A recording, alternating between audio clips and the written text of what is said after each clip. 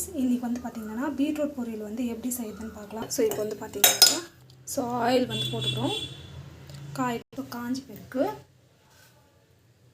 கடுகு, சீரகம், கடலைப்பருப்பு,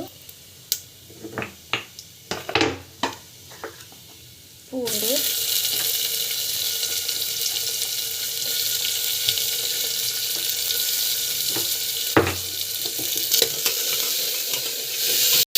நம்ம வந்து பார்த்திங்கன்னா கட் பண்ணி வச்ச பீட்ரூட் வந்து இதில் ஆட் பண்ணலாம். உப்பு, பெருங்காயம், மிளகாத்தூள்,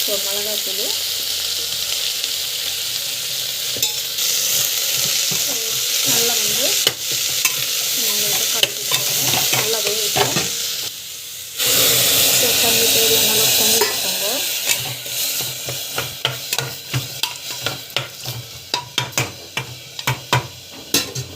ஸோ இது வந்து பார்த்திங்கன்னா க்ளோஸ் பண்ணி வச்சிடலாம். ஒரு 3 விசில் வரதுக்கு நம்ம ஆஃப் பண்ணிடலாம்.